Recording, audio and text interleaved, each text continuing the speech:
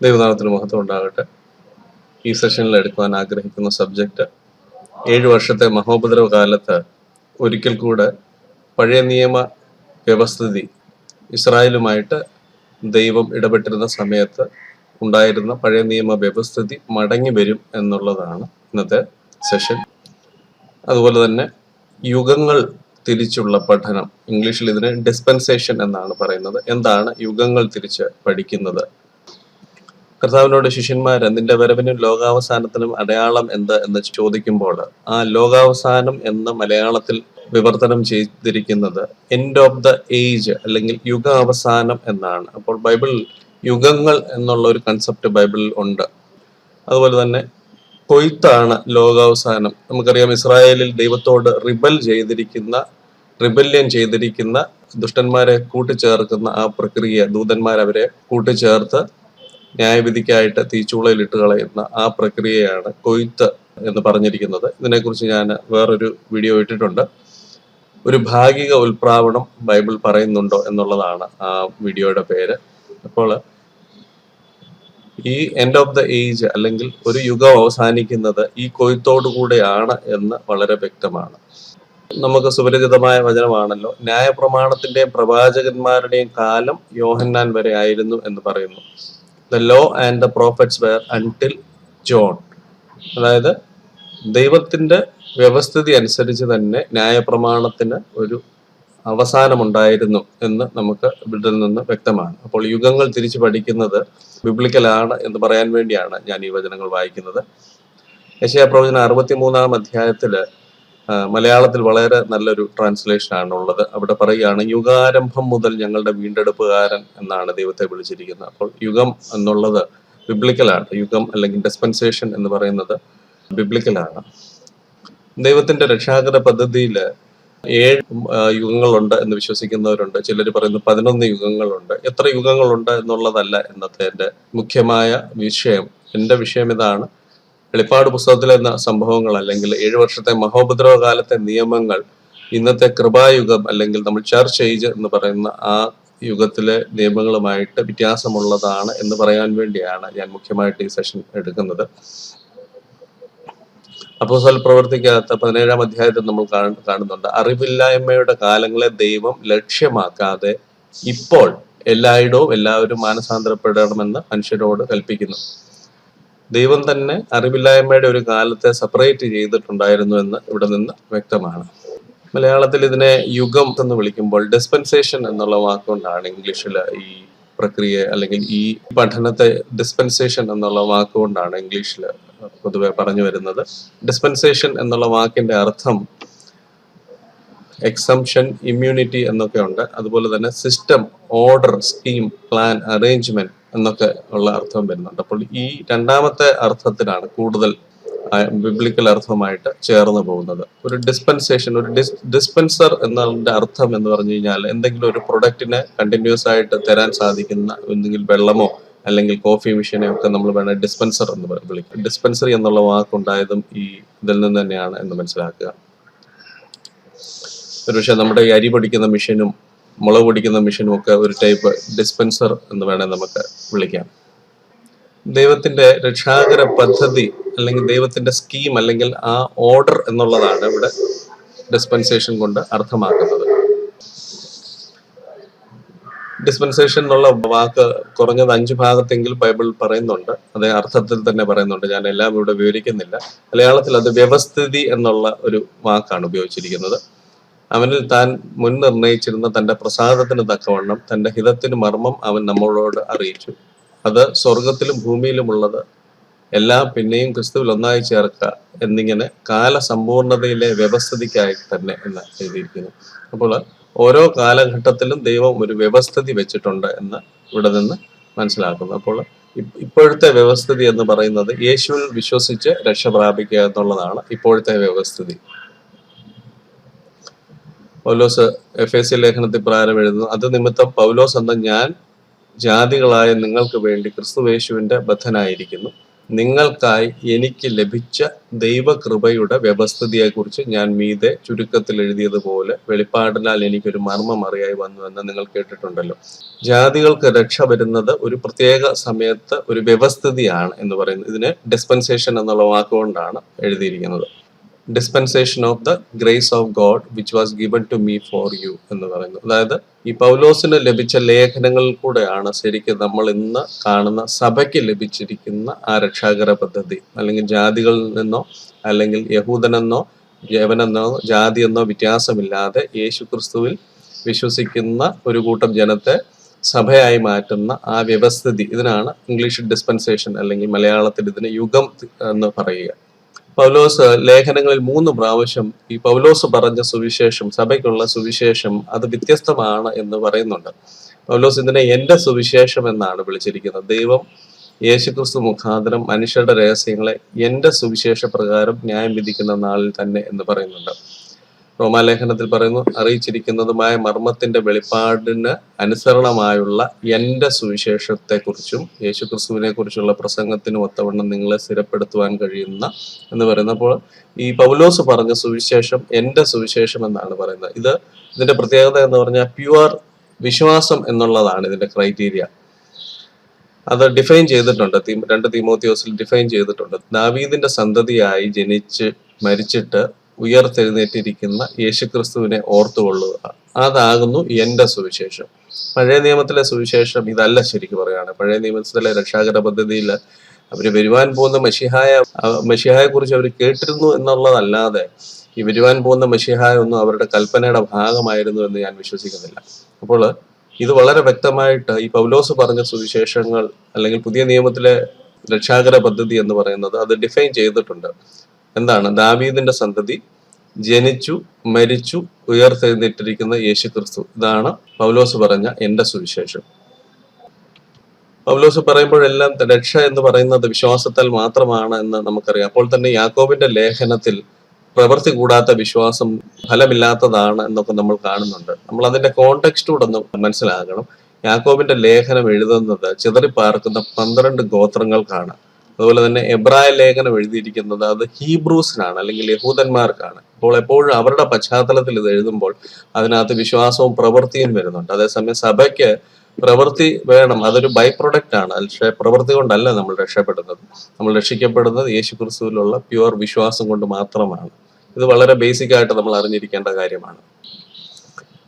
ഈ ഡിസ്പെൻസേഷൻ എന്ന് പറയുന്നത് അനേക ആൾക്കാർ ഈ ഡിസ്പെൻസേഷൻ ഇല്ല എന്ന് വിശ്വസിക്കുന്ന ആൾക്കാരുണ്ട്. പക്ഷെ വളരെ വ്യക്തമായിട്ട് മനസ്സിലാകുന്ന 2 ഡിസ്പെൻസേഷൻ ബൈബിളിൽ തന്നെ ഉണ്ട്. ഓൾഡ് ടെസ്റ്റ്മെന്റും ന്യൂ ടെസ്റ്റ്മെന്റും എന്ന് നമ്മൾ വ്യക്തമായിട്ട് അറിയാം. ഓൾഡ് ടെസ്റ്റ്മെന്റിൽ രക്ഷാകര പദ്ധതി എന്ന് പറയുന്നത് അതിനകത്ത് ദൈവത്തോട് ചേരുന്നവൻ വിജാതീയനായിരുന്നെങ്കിൽ പോലും അവന് സർക്കംസിഷൻ വളരെ ഏറ്റവും ബേസിക് ആയിട്ടുള്ള നെസസറി ആയിരുന്നു. സർക്കംസിഷൻ എന്ന് പറഞ്ഞാൽ പരിച്ഛേദന, അതുപോലെ തന്നെ യാഗങ്ങളും ഒക്കെ. അതേസമയം നമ്മൾ ഇന്ന് സർക്കംസിഷനിലോ അല്ലെങ്കിൽ യാഗത്തിലോ നമ്മൾ വിശ്വസിക്കുന്നില്ല. പുതിയ നിയമസഭ അതുപോലെ യാഗം, അതുപോലെ തന്നെ ശബദ, ഇങ്ങനെയുള്ള കാര്യങ്ങളിലൊന്നും നമ്മൾ വിശ്വസിക്കുന്നില്ല. അപ്പോൾ തന്നെ ബൈബിൾ വളരെ ബേസിക് ആയിട്ട് ഈ വിഭാഗീയത ഉണ്ട് എന്നുള്ളത് വ്യക്തമാണ്.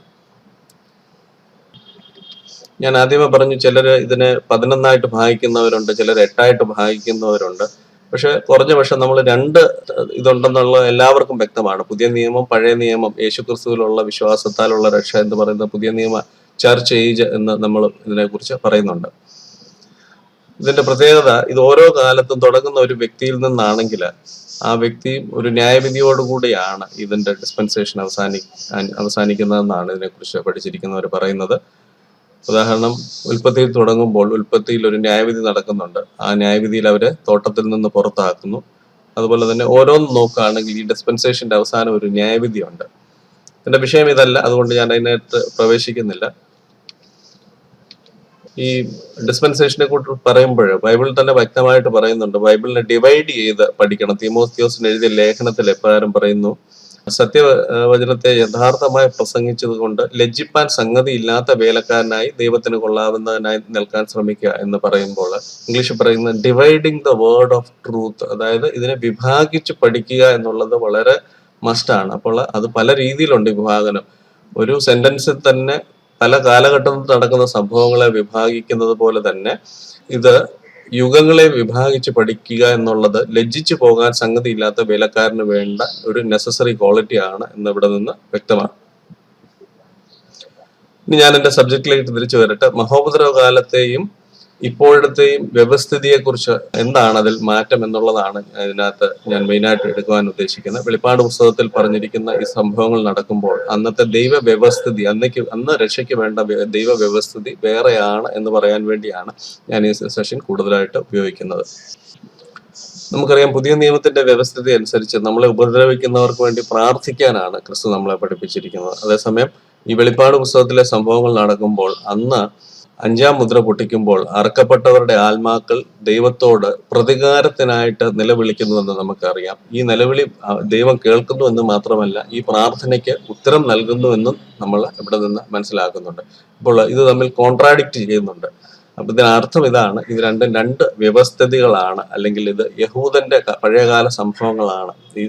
ഇത് യാക്കോബിന്റെ കഷ്ടകാലമായതുകൊണ്ടാണ് ഇതിങ്ങനെ സംഭവിക്കുന്നത്. ഇതിൽ സഭയില്ല എന്നുള്ളത് വ്യക്തമാണ്. എന്നെ വളരെ വർഷങ്ങൾ തന്നെ കുഴച്ച ഒരു വചനമാണ് ഞാനിപ്പോൾ ഇവിടെ ഇട്ടിരിക്കുന്നത്. റോമാലേഖനം 13-ാം അധ്യായവും അതുപോലെ തന്നെ വെളിപ്പാട് പുസ്തകം 14-ാം അധ്യായത്തിലെ രണ്ട് കാര്യങ്ങൾ പ്രത്യക്ഷത്തിൽ കോൺട്രാഡിക്റ്റ് ചെയ്യുന്നു. ഇതെന്തുകൊണ്ടാണ് ഇങ്ങനെ സംഭവിക്കുന്നത്? ഞാൻ ഇതിനെക്കുറിച്ച് ചിന്തിച്ചിട്ടുണ്ട്.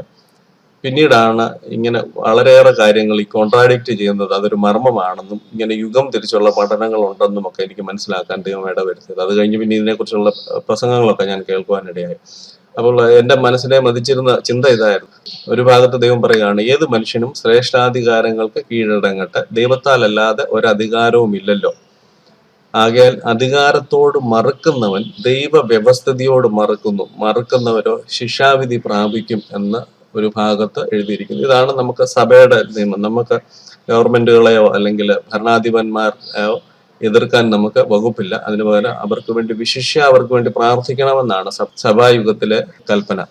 അതേസമയം വെളിപ്പാട് പുസ്തകത്തിൽ ഒരു രാജാവ് കൽപ്പിക്കുന്ന ഒരു വിധിക്കെതിരെ എതിർത്ത് നിന്ന് ആ വിധിയെ അനുകൂലിച്ച് 666 സ്വീകരിക്കുന്നവൻ ദൈവത്തിന്റെ കലർപ്പില്ലാത്ത കോപത്തിന്റെ പാനപാത്രം കുടിക്കേണ്ടി വരും എന്ന് പറയുകയാണ്. അപ്പോൾ ഇത് പ്രത്യക്ഷത്തിൽ കോൺട്രാഡിക്റ്റ് ചെയ്യുന്ന വചനങ്ങളായതുകൊണ്ട് ഞാൻ വളരെ വർഷങ്ങൾ എന്നെ ചിന്തിപ്പിച്ചിരുന്നു. പിന്നീടാണ് മനസ്സിലായത് ഇത് രണ്ടും രണ്ട് യുഗത്തിൽ നടക്കുന്ന കാര്യങ്ങളാണ്. ഒന്ന് സഭായുഗത്തിലും അല്ലെങ്കിൽ ചർച്ച് ഏജിലും, ഒന്ന് യഹൂദന്മാരുടെ രാജ്യവുമായിട്ട് അനുബന്ധിച്ച കാര്യമാണ് എന്ന് എനിക്ക് പിന്നീടാണ് മനസ്സിലായത്. അപ്പോൾ ഇത് കോൺട്രാഡിക്ഷൻ അല്ല, ഇത് നമുക്ക് മനസ്സിലാകാൻ വേണ്ടി എഴുതിയിരിക്കുകയാണ്. ഇത് രണ്ടും രണ്ട് കാലഘട്ടത്തിൽ നടക്കുന്ന സംഭവങ്ങളാണ്. അപ്പോൾ ഈ വെളിപ്പാട് പുസ്തകത്തിൽ നടക്കുന്ന ഈ സംഭവങ്ങളുമായിട്ട് സഭയ്ക്ക് പ്രത്യേക ബന്ധമില്ല എന്ന് ഇവിടെ നിന്ന് വ്യക്തമാണ്. സഭ ഇതിലുണ്ടായിരുന്നെങ്കിൽ ഇത് തമ്മിൽ കോൺട്രാഡിക്റ്റ് ചെയ്യാൻ ഇടവരികയില്ലായിരുന്നു. സഭയ്ക്ക് ഒരിക്കലും അധികാര വ്യവസ്ഥിതിയോട് മറക്കാൻ സഭയ്ക്ക് പുസ്തകം അനുവാദം നമുക്ക് തരുന്നില്ല. അപ്പോൾ തന്നെ വെളിപ്പാട് പുസ്തകത്തിൽ വളരെ വ്യക്തമായിട്ട് പറയുകയാണ്, എതിർ ക്രിസ്തു കൊണ്ടിരുന്ന സംഖ്യയോട് എതിർത്ത് നിൽക്കുന്നവന്, അവസാനത്തോളം സഹിച്ചു നിൽക്കുന്നവൻ മാത്രമേ രക്ഷ പ്രാപിക്കൂ എന്ന് പറയുന്നു. ഇതിന് വേറെ കുറച്ച് ഉദാഹരണങ്ങളും കൂടെ വെളിപ്പാട് പുസ്തകത്തിലെ സംഭവങ്ങളെ ആധാരമാക്കി പറയാൻ ആഗ്രഹിക്കുകയാണ്. നമുക്കറിയാം, യേശു ശിഷ്യന്മാരുമായിട്ട് നടക്കുമ്പോൾ ഏലിയാവ് ചെയ്തതുപോലെ ഇവരെ തീ ഇറക്കി നശിപ്പിച്ചു കളയാത്തത് എന്തുകൊണ്ട് എന്ന് യേശുവിനോട് ചോദിക്കുമ്പോൾ, നിങ്ങൾ ഏത് ആത്മാവിന് അധീനരാണ് എന്ന് നിങ്ങൾ അറിയുന്നില്ല എന്ന് യേശു ഇവരെ ശാസിച്ചു എന്ന് നമ്മൾ വായിക്കുന്നുണ്ട്. പക്ഷെ വെളിപ്പാട് പുസ്തകത്തിൽ വരുമ്പോൾ ശത്രുക്കളെ വായിൽ നിന്ന് തീ പുറപ്പെടുവിച്ച് കൊല്ലാന് 2 സാക്ഷികൾക്ക് വരം ലഭിക്കുന്നുവെന്ന് നമുക്ക് മനസ്സിലാകുന്നുണ്ട്. അപ്പോൾ ഇതെല്ലാം തന്നെ പഴയ നിയമത്തിലെ കാര്യങ്ങളാണ്.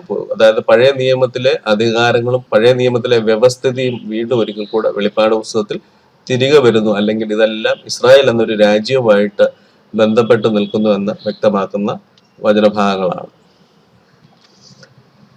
ചർച്ച് ഏജില് ദൈവം പ്രത്യക്ഷത്തിൽ അങ്ങനെ ദൂതന്മാരെ വിട്ട് അത്ഭുതങ്ങൾ ചെയ്യിക്കുന്നതൊന്നും നമ്മൾ കാണുന്നില്ല. അതുപോലെ തന്നെ സുവിശേഷം പറയുവാനുള്ള അധികാരം മനുഷ്യനെയാണ് ദൈവം ഏൽപ്പിച്ചിരിക്കുന്നത്. പത്രോസിന്റെ ലേഖനത്തിൽ ഇപ്രകാരം പറയുന്നു, ഈ സുവിശേഷത്തിലേക്ക് ദൈവദൂതന്മാരും കുനിഞ്ഞു നോക്കുവാൻ ആഗ്രഹിക്കുന്നു എന്ന് പറയുന്നു. ദൈവദൂതന്മാർക്ക് ഈ സുവിശേഷം പറയുവാൻ ഈ സമയത്ത് അധികാരമില്ല. അതേസമയം വെളിപ്പാട് പുസ്തകത്തിൽ വരുമ്പോൾ ഒരു ദൂതൻ ആകാശമധ്യേ പറന്ന് നിത്യസുവിശേഷം അത്യുച്ചത്തിൽ വിളിച്ചു പറഞ്ഞു കൊണ്ടിരിക്കുന്നതായിട്ട് നമുക്ക് കാണാം. അപ്പോൾ ഇതെല്ലാം തന്നെ പ്രത്യക്ഷത്തിലുള്ള കോൺട്രാഡിക്ഷനുകളാണ്. യേശു ക്രിസ്തുവിലുള്ള വിശ്വാസം നമ്മളെ മരണത്തിന്റെയും പാപത്തിന്റെയും പ്രമാണത്തിൽ നിന്ന് ക്രിസ്തു യേശുവിൽ സ്വാതന്ത്ര്യം വരുത്തിയിരിക്കുന്നു എന്ന് പറയുന്നു. അതേസമയം വെളിപ്പാട് പുസ്തകത്തിൽ നമ്മൾ കാണുന്നുണ്ട്, രക്ഷയ്ക്ക് വേണ്ടി അവിടെ മരണപര്യന്തം വിശ്വസ്തനായിരിക്കണം, എന്നാൽ ഞാൻ ജീവകിരീടം നിനക്ക് തരും. അവിടെ ജയിക്കണം. അതേസമയം ഇവിടെ യേശു ക്രിസ്തുവിലുള്ള വിശ്വാസം മാത്രം മതി. എഫേസ്യ ലേഖനത്തിൽ പ്രകാരം പറയുന്നു, കൃപയാലല്ലോ നിങ്ങൾ വിശ്വാസം മൂലം രക്ഷിക്കപ്പെട്ടിരിക്കുന്നു എന്ന് പറയുന്നു. അതേസമയം അന്ത്യകാലത്ത് മത്തായി സുവിശേഷം 24 കർത്താവ് പറയുകയാണ്, അവസാനത്തോളം സഹിച്ചു നിൽക്കുന്നവൻ രക്ഷിക്കപ്പെടും. അതായത് അധർമ്മത്തെ സഹിച്ച് കാത്തു നിൽക്കുന്നവൻ രക്ഷിക്കപ്പെടും. ഇവിടെ എന്താണ്? വിശ്വാസം മൂലമാണ് രക്ഷിക്കപ്പെടുന്നത്. അപ്പോൾ ഇതെല്ലാം തന്നെ കാണിക്കുന്നത് ഈ വെളിപ്പാട് പുസ്തകത്തിലെ സംഭവങ്ങൾ സഭയുമായിട്ട് ബന്ധമില്ല എന്നുള്ളത് വ്യക്തമാക്കുകയാണ് ഇവിടെ. ഇപ്പോൾ പറഞ്ഞ ആ പോയിന്റിന് വേറൊരു ഉദാഹരണം ഇതാണ്. നെറ്റിയിലോ കൈമേലോ മുദ്ര ഏൽക്കുന്നവൻ ദൈവകോപത്തിന്റെ പാത്രത്തിൽ കലർപ്പില്ലാതെ പകർന്നിരിക്കുന്ന ദൈവക്രോധ മദ്യം കുടിക്കേണ്ടി വരും. ദൈവകൽപ്പനയും യേശുവിലുള്ള വിശ്വാസവും കാത്തുകൊള്ളുന്ന വിശുദ്ധന്മാരുടെ സഹിഷ്ണുത കൊണ്ട് ഇവിടെ ആവശ്യം. അതേസമയം നമ്മൾ ഇവിടെ കണ്ടു വിശ്വാസം മൂലം രക്ഷിക്കപ്പെട്ടിരിക്കുന്നു. ഇവിടെ നമ്മൾ കാണുന്നു സഹിഷ്ണുത, അതായത് സഹിച്ചു നിൽക്കുന്നതിനുള്ള കഴിവാണ് രക്ഷയുടെ മാനദണ്ഡം എന്ന് നമ്മൾ കാണുന്നു. ഇനി വളരെ വ്യക്തമായിട്ട് മഹോപദ്രവകാലത്ത് വീണ്ടും പഴയ നിയമം മടങ്ങി വരുമെന്നുള്ളതിന് വളരെ വ്യക്തമായിട്ട് ഉള്ള വചനം തരാം. പഴയ നിയമത്തിന്റെ അവസാന പുസ്തകമായ മാലാഖി പ്രവചനം അവസാനിക്കുന്ന ഇപ്രകാരമാണ്: ചൂള പോലെ കത്തുന്ന ഒരു ദിവസം വരും, അപ്പോൾ അഹങ്കാരികളൊക്കെയും സകല ദുഷ്പ്രവൃത്തിക്കാരും താളടിയാകും. വരുവാനുള്ള ആ ദിവസം വേരും കൊമ്പും ശേഷിപ്പിക്കാതെ അവരെ ദഹിപ്പിച്ചു കളയുമെന്ന് സൈന്യങ്ങളുടെ യഹോവ അരുളി ചെയ്യുന്നു. അതായത് ഈ 7 വർഷത്തെ മഹോപദ്രവത്തിന്റെ കാര്യങ്ങളാണ് ഇവിടെ പറയുന്നത്. അന്ന് പാലിക്കേണ്ട കൽപ്പനകൾ ഏതാണ് എന്നിവിടെ വായിക്കുകയാണ്. ഞാൻ ഹോരേബിൽ വെച്ച് എല്ലാ ഇസ്രായേലിനും വേണ്ടി എൻ്റെ ദാസനായ മോശയോട് കൽപ്പിച്ചിരിക്കുന്ന ന്യായപ്രമാണവും ചട്ടങ്ങളും വിധികളും ഓർത്തുകൊള്ളുവിൻ. യഹോവയുടെ വലുതും ഭയങ്കരമായ നാൾ വരുന്നതിന് മുൻപേ ഞാൻ നിങ്ങൾക്ക് എലിയ പ്രവാചകനെ അയക്കും. ഇവിടെ 7 വർഷത്തെ മഹോപദ്രവത്തിൽ യേശുവിന്റെ കൽപ്പനകൾ പാലിക്കണമെന്നല്ല പറഞ്ഞിരിക്കുന്നത്. അവിടെ remember the law of Moses, അതായത് മോശ പറഞ്ഞ ചട്ടങ്ങളും പ്രമാണങ്ങളുമാണ് ഇവിടെ ആപ്ലിക്കബിൾ. അവിടെ നമ്മൾ കാണുന്നുണ്ട്, അവിടെ വിഗ്രഹാരാധന 666 എന്ന് പറയുന്ന വിഗ്രഹാരാധന, അവിടെ തെറ്റ് വിഗ്രഹാരാധനയാണ്. അതുപോലെ തന്നെ നീ ചെന്ന് ചേരുന്ന ജാതികളുമായിട്ട് ഉടമ്പടി ചെയ്യരുത് എന്ന് പഴയ നിയമത്തിൽ പറയുന്ന ആ ഉടമ്പടി തെറ്റാണ്. അങ്ങനെയുള്ള കാര്യങ്ങളാണ് അവിടുത്തെ ക്രൈറ്റീരിയ. അപ്പോൾ ഈ വചനത്തിൽ നിന്ന് ഈ പോയിന്റ് വളരെ വ്യക്തമായി എന്ന് ഞാൻ വിശ്വസിക്കുന്നു. അതായത് 7 വർഷത്തെ മഹോപദ്രവകാലത്തിൽ യേശുവിന്റെ കൽപ്പനകളല്ല അവിടെ പാലിക്കേണ്ടത്, മോശയുടെ കൽപ്പനകളാണ്. അതായത് യഹൂദന് എവിടെ വെച്ച് അവരുടെ ആ റെവലേഷൻ നിന്നോ അവിടെ വെച്ച് അത് വീണ്ടും കണ്ടിന്യൂ ചെയ്യാണ്. 2000 ആണ്ട് വരെ അവർക്ക് യഹോവ തന്നെയാണ് യേശു എന്ന് അവർക്ക് തിരിച്ചറിവില്ലായിരുന്നു. അപ്പോൾ എവിടെ വെച്ച് അവരുടെ ആ റെവലേഷൻ നിന്നോ അവിടെ വെച്ച് തന്നെ വീണ്ടും മോശയുടെ ആ കാലഘട്ടം മുതൽ അവർക്ക് കൊടുത്തിരിക്കുന്ന ആ കൽപ്പനകൾ മുതൽ അത് തുടരുകയാണ് എന്ന് വളരെ വ്യക്തമാണ്. ഇനിയും ഈ കാലഘട്ടത്തിലെ വേറൊരു വ്യത്യാസം ഇതാണ്. ചർച്ച് ഏജിൽ അല്ലെങ്കിൽ സഭായുഗത്തിൽ ദൈവം വ്യക്തികളോടാണ് ഇടപെടുന്നത്. രക്ഷിക്കപ്പെടുന്നവരെ ദിനം പ്രതി സഭയോട് ചേർത്തിരുന്നു എന്ന് പറയുന്നുണ്ട്. പക്ഷെ 7 വർഷത്തെ ഈ മഹോപദ്രവത്തിൽ ഇസ്രായേൽ ഒന്നടങ്കമാണ് രക്ഷിക്കപ്പെടുന്നത്. അവിടെ വ്യക്തികൾക്കല്ല അവിടെ പ്രാധാന്യം. ഒരു രാജ്യമായിട്ട് അവർ കൺഫസ് ചെയ്ത് അവര് യേശുവിനെ അംഗീകരിക്കുകയാണ്. അപ്പോൾ ഇതൊക്കെ കാണിക്കുന്നത് ഈ 7 വർഷത്തെ മഹോപദ്രവത്തിൽ ഇസ്രായേലും സഭയും വേറെ വേറെ എൻറ്റിറ്റിയാണ് എന്ന് വ്യക്തമാണ്. ഈ മഹോപദ്രവകാലത്തെ സംഭവങ്ങളെ കുറിച്ച് മത്തായി സുവിശേഷം 24 പറയുമ്പോൾ അവിടെ ഒരു വ്യക്തമായ ഒരു കൽപ്പന കർത്താവ് കൊടുക്കുകയാണ്.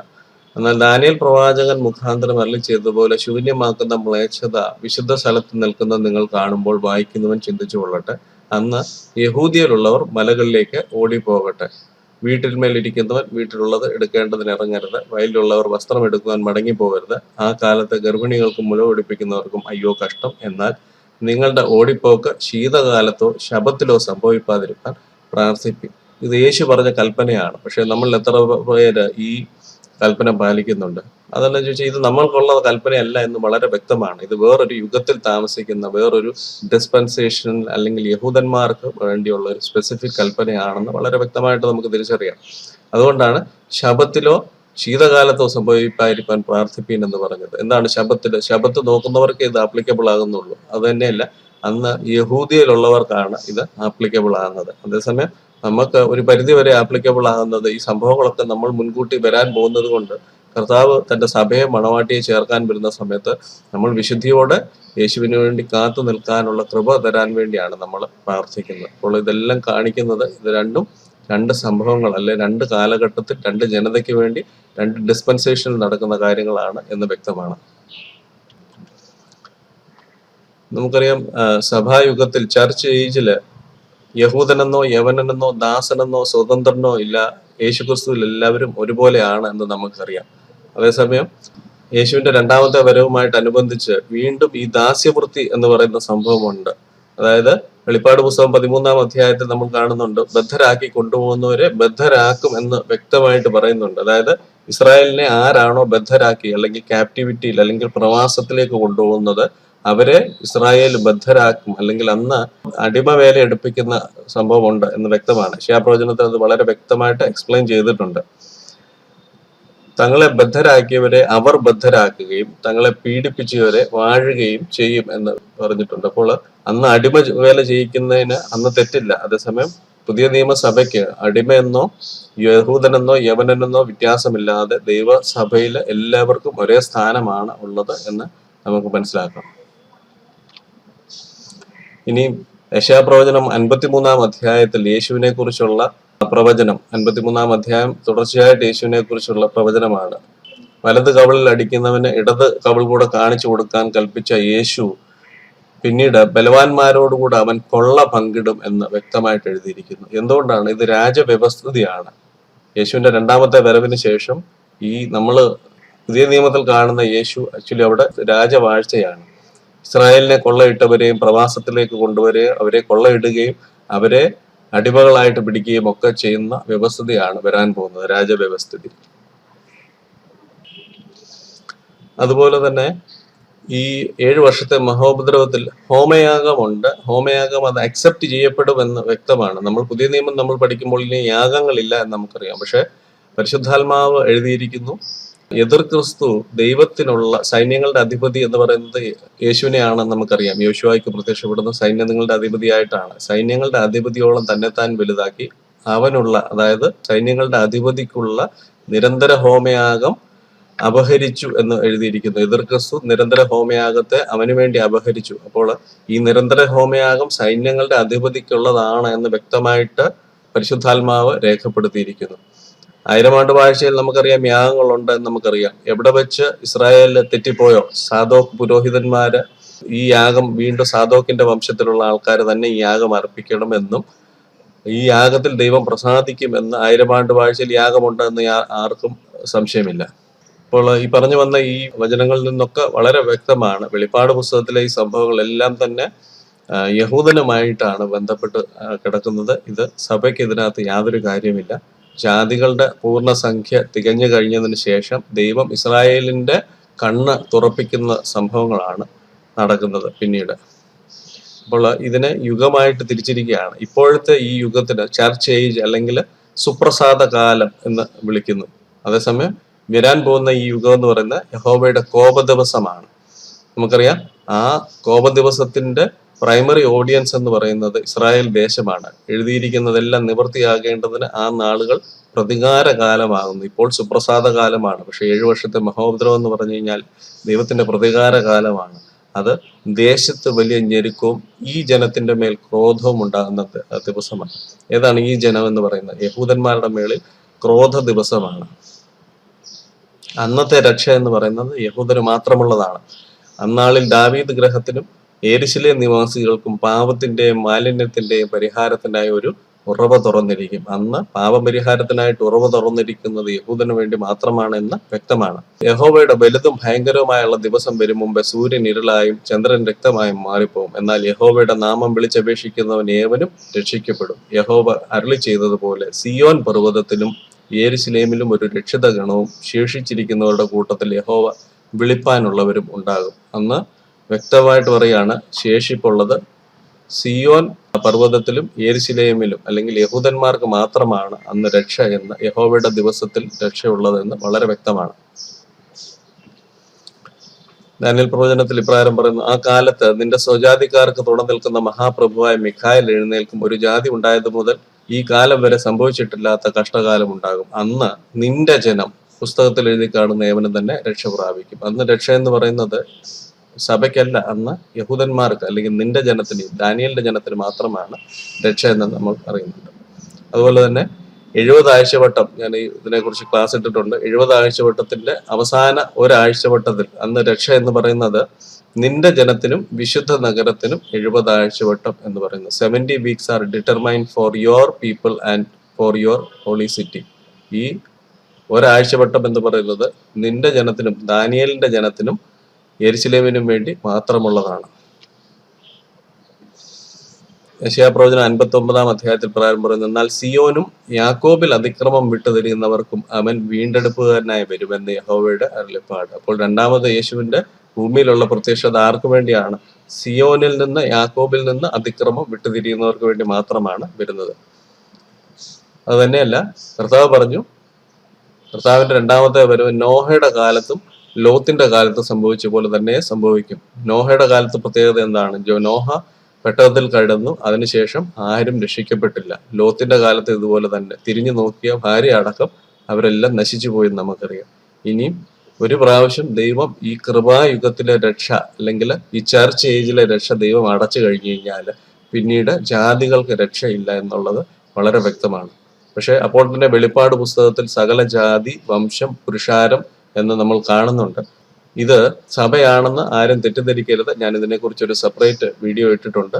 അതായത് ലോകമെമ്പാടും കറങ്ങി 2000 വർഷത്തെ പ്രവാസത്തിന് ശേഷം അവര് സകല ജാതികളിൽ നിന്നും, അതായത് എല്ലാ രാജ്യങ്ങളിൽ നിന്നും, സകല ഗോത്രം 12 ഗോത്രത്തിൽ നിന്നും, എല്ലാ ഭാഷയും, മലയാളം അടക്കം എല്ലാ ഭാഷയും പറയുന്ന ജനമാണ് തിരിച്ചു വന്നിരിക്കുന്നത്. അതുകൊണ്ടാണ് സകല ജാതി, വംശം, പുരുഷാരം, ഗോത്രം എന്ന് 5 ഭാഗത്ത് പറയുന്നുണ്ട്.